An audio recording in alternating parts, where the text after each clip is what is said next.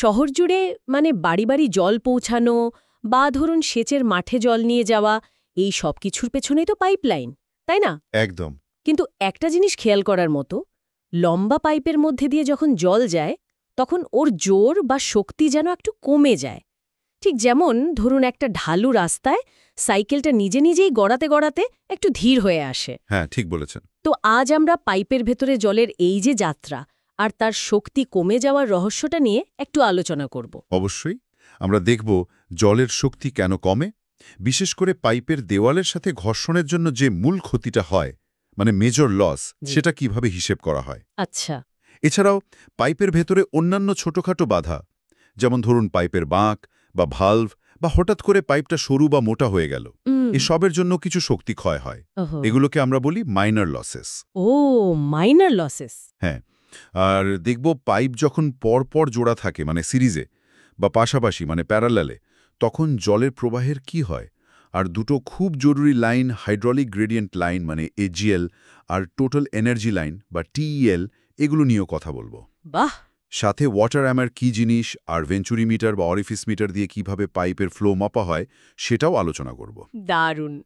তাহলে চলুন শুরু করি ওই সবচেয়ে বড় ক্ষতিটা দিয়ে, মেজর হেড লস। আপনি বলছিলেন লম্বা পাইপে এটাই প্রধান কারণ। একদম। এই যে পাইপের ভেতরে দেওয়াল, সেটার সাথে জলের একটা কনস্ট্যান্ট ঘর্ষণ চলতে থাকে। এই ঘর্ষণের ফলেই শক্তির অপচয় হয়। আচ্ছা, আর এটা মাপার জন্যই কি ওই ডার্সি-ওয়েইসবাচ সমীকরণটা? ঠিক ধরেছেন। সমীকরণটা হলো HF = FLV²/2GD। এখানে HF হলো হেড লস, মানে কতটা শক্তি উচ্চতার হিসেবে কমলো। আচ্ছা, এফ, এল, ভি, ডি, জি এগুলো কিসের জন্য? F হলো ফ্রিকশন ফ্যাক্টর, যেটা পাইপের ভেতরে পৃষ্ঠটা কতটা মসৃণ বা রুক্ষ তার উপর নির্ভর করে। L হলো পাইপের দৈর্ঘ্য, V জলের গড় বেগ, D পাইপের ব্যাস, আর G তো অভিকর্ষজ ত্বরণ। বুঝেছি। ফর্মুলাটা মনে রাখার জন্য ভাবা যেতে পারে বন্ধু লম্বা রাস্তায় দৌড়াচ্ছে 2 গজ দূরে। মানে সোজা কথায় পাইপ যত লম্বা হবে, হ্যাঁ, বা জলের বেগ যত বেশি হবে, অথবা পাইপটা যত সরু হবে, মানে ডি কমবে। ঠিক, হেড লস তত বাড়বে। তাহলে একটা প্রশ্ন মনে আসতেই পারে, পাইপের দৈর্ঘ্য বাড়লে ঘর্ষণজনিত শক্তির অপচয় বাড়ে না কমে? অবশ্যই বাড়ে। বেশ, এবার একটু মাইনার লসেসের দিকে যাই। এই ছোটখাটো বাধাগুলো কিরকম? এগুলোকে ভাবতে পারেন রাস্তার স্পিড ব্রেকার বা ছোটখাটো মোড়ের মতো। যেমন ধরুন, জল যখন পাইপে ঢুকছে, এন্ট্রেন্স লস, বা বেরোচ্ছে, এক্সিট লস। আচ্ছা। কিংবা পাইপটা যদি হঠাৎ করে সরু হয়ে যায়, সাডেন কন্ট্রাকশন, বা হঠাৎ মোটা হয়ে যায়, সাডেন এনলার্জমেন্ট, অথবা পাইপের মধ্যে যদি কোনো বাঁক থাকে বা কোনো ভালভ ফিটিং লাগানো থাকে, এগুলোর প্রত্যেকটা জায়গায় জলের প্রবাহ একটু বাধা পায়, আর তাতে অল্প শক্তি নষ্ট হয়। ও, তার মানে একটা লাইনে যদি অনেকগুলো বাঁক থাকে তাহলে শুধু পাইপের দৈর্ঘ্যের জন্য লস নয়, ওই বাঁকগুলোর জন্য আলাদা করে লস যোগ হবে। ঠিক তাই।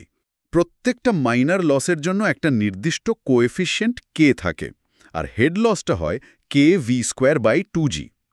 এগুলো হয়তো লম্বা পাইপের মেজর লসের তুলনায় কম, কিন্তু ছোট সিস্টেমে বা যেখানে অনেক ফিটিংস আছে সেখানে বেশ গুরুত্বপূর্ণ হয়ে ওঠে।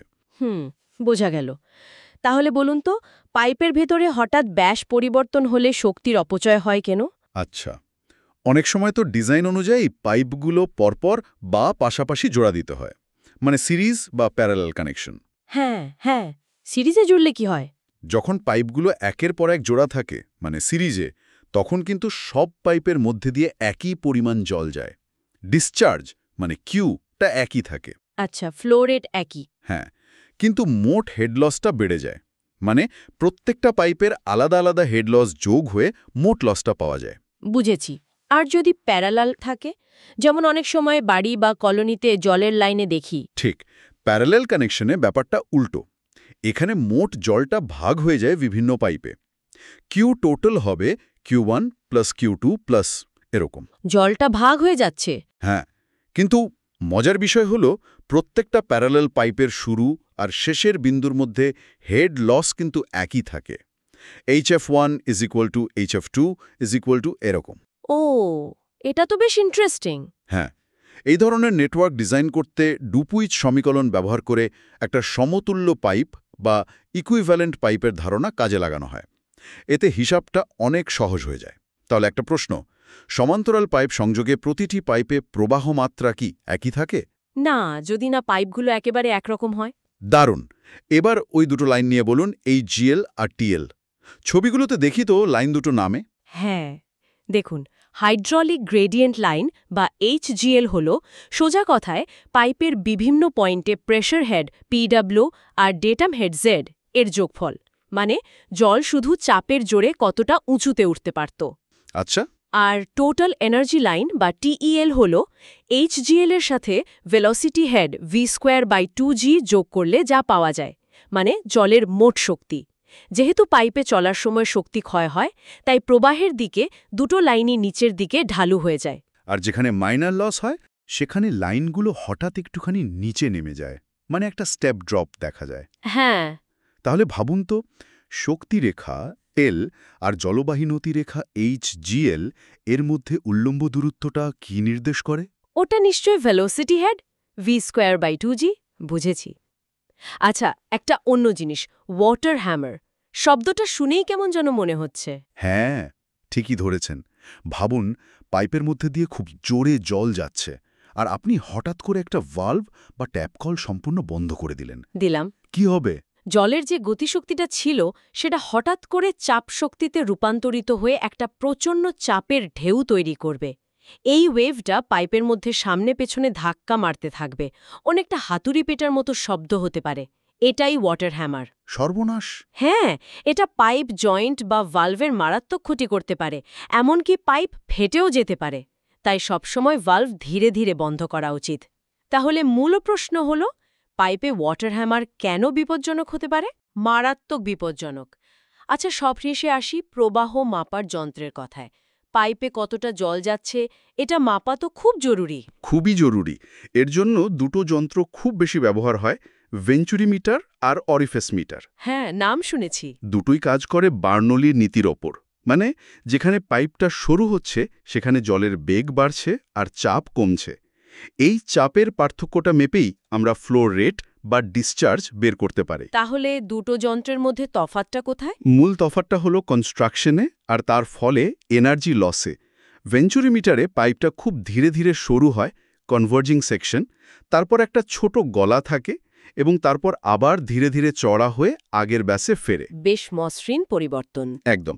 এর ফলে জলের প্রবাহে বাধা খুব কম আসে আর শক্তির অপচয়ও খুব কম হয়। তাই ভেঞ্চুরি মিটার বেশ নিখুঁত মাপ দেয়। আর অরিফিস মিটার? অরিফিস মিটার হলো আসলে একটা পাতলা প্লেট যার মাঝখানে একটা নির্দিষ্ট ব্যাসের ধারালো কিনারাযুক্ত গোল ছিদ্র অরিফিস থাকে। এটাকে পাইপের ফ্ল্যাঞ্জের মধ্যে বসিয়ে দেওয়া হয়। জল যখন এই সরু ছিদ্র দিয়ে যায় তখন হঠাৎ বাধা পায়, প্রবাহটা সংকুচিত হয়ে যায়, ভেনা কন্ট্রাক্টটা তৈরি হয় আর বেশ খানিকটা শক্তি নষ্ট হয়। ও, তাহলে এটাতে লস বেশি। হ্যাঁ, ভেঞ্চুরি মিটারের তুলনায় লস বেশি, তবে এটা অনেক সস্তা আর পাইপে লাগানোও সহজ। আচ্ছা, আর অরিফিসের ক্ষেত্রে ওই কোএফিশিয়েন্টগুলোর কথা বলছিলেন? হ্যাঁ, যেহেতু অরিফিসে প্রবাহ সংকুচিত হয় আর ঘর্ষণজনিত লস হয়, তাই আসল প্রবাহ মাপতে আমরা 3টে কোএফিশিয়েন্ট ব্যবহার করি। Discharge coefficient CD, velocity coefficient CV আর কন্ট্রাকশন কোএফিশিয়েন্ট CC। এদের মধ্যে সম্পর্কটা হলো CD = CV × CC। আর সিডির মান সাধারণত 1-এর চেয়ে কম হয়। হ্যাঁ, কারণ ভেনা কন্ট্রাক্টাতে জলের জেটের ক্ষেত্রফল অরিফিসের ক্ষেত্রফলের চেয়ে কম হয় C1, আর ঘর্ষণের জন্য আসল বেগ থিওরিটিক্যাল বেগের চেয়ে একটু কম হয় CV1। তাহলে এবার বলুন, ভেঞ্চুরি মিটার ও অরিফিস মিটারের মধ্যে কোনটি বেশি নিখুঁতভাবে প্রবাহমাত্রা মাপতে পারে? অবশ্যই ভেঞ্চুরি মিটার বেশি নিখুঁত, আর সিডি কম, কারণ প্রবাহ সংকুচিত হয় আর বেগ কমে। তাহলে আজকের আলোচনায় আমরা পাইপের মধ্যে দিয়ে জন যাওয়ার সময় শক্তির যে অপচয় হয় তার প্রধান কারণ, মানে ঘর্ষণজনিত বা মেজর লস, আর অন্যান্য ছোটখাটো বাধা বা মাইনর লস, এগুলো দেখলাম। হ্যাঁ, এছাড়াও আমরা পাইপের সিরিজ ও প্যারালেল কানেকশনে প্রবাহের চরিত্র কেমন হয়, HGL আর TEL লাইন দিয়ে শক্তির অবস্থাটা কিভাবে বোঝা যায়, ওয়াটার হ্যামার জিনিসটা কি আর কেন বিপজ্জনক, এবং সবশেষে ভেঞ্চুরি মিটার ও অরিফিস মিটার কিভাবে কাজ করে তা নিয়ে কথা বললাম।